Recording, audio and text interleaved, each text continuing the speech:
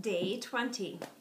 It is today and tomorrow, and then the reset itself is technically done, and then I begin to reintroduce foods back into my diet. I'm currently making another Asian stir fry. I did it last night, and it was so good, but I was kind of in a hurry because I had Fit Club last night, so I didn't actually get to enjoy it. So I'm making it again. I have here some crushed up, diced up ginger. This last 20 days, this is the first time that I have peeled and cut a ginger root. So that was a new experience that, again, every day it's something else that I'm learning about my food, something else that just connects you with what you're eating and what nature has to offer.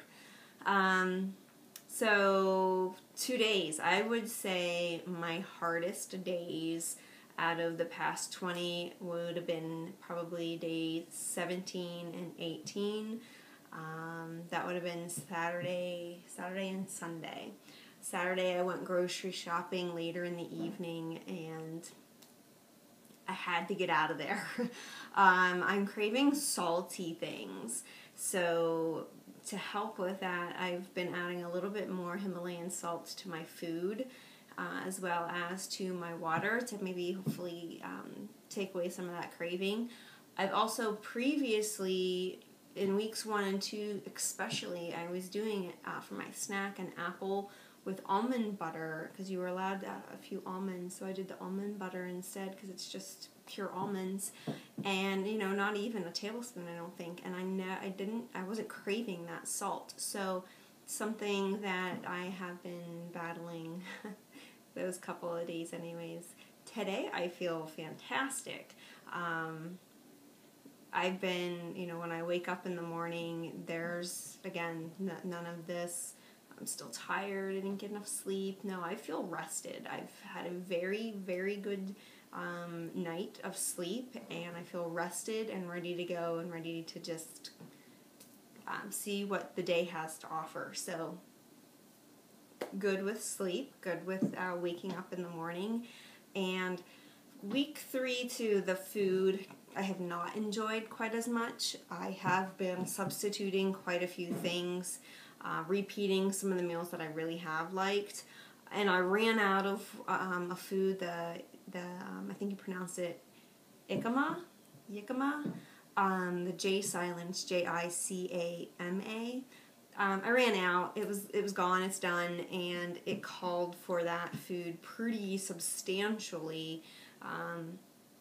2 or 3 meals towards the end of this week 3, and I'm out. So they don't sell it anywhere locally. I think the closest place somebody said from here might have been Slippery Rock.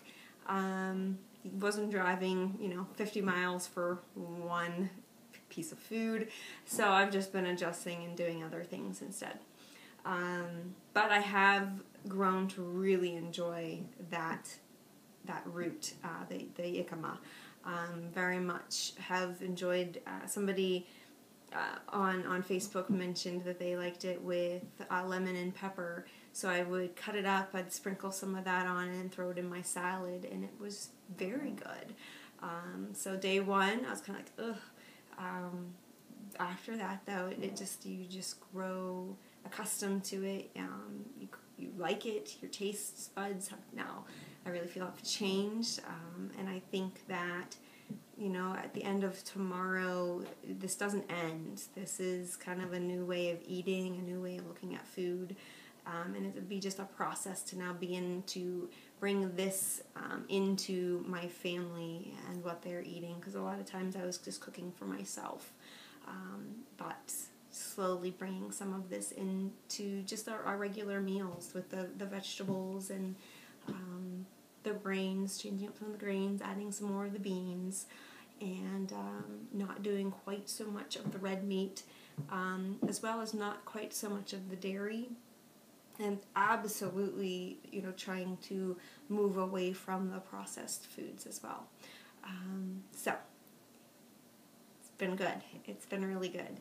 And I look forward forward to coaching my first group doing the Ultimate Reset. If this is something that interests you, and even just learning more about it, maybe, timing, it's just not right for you right now, but you just want to learn more about it.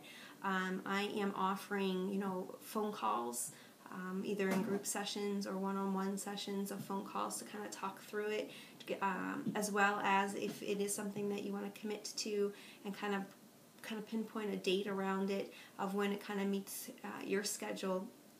I'm also offering, for the locals anyways, in-home visits, so we can kind of talk through the nutritional guide and the recipes and looking at some of the different foods so that you're prepared to go shopping for the right foods, the right amount, so you're not wasting the foods that you do buy. So I'd say, the one thing that I went above and beyond to get that I probably did not need were a lot of the vinegars.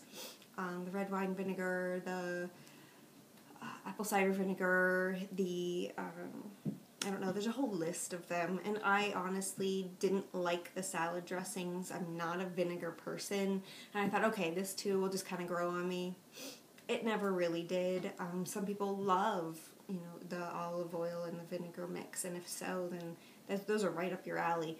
I just ended up doing really well with just the lemon over my salads, so that was one thing that I probably should have, and I'm not sure how, but should have looked into a little bit more before I went and actually bought some of those supplies.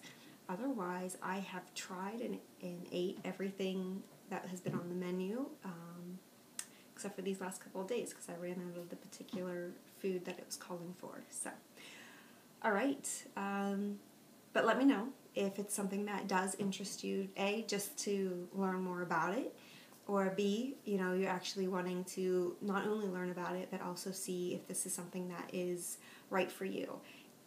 This, highly recommended for anybody, especially if you have some health concerns. But if you are craving sweets, craving salts, craving processed food, and things like that, then chances are you're like many, many other people out there, and this would be perfect to get you started into a more nutritional lifestyle and healthy eating. So reach out. All right, thanks.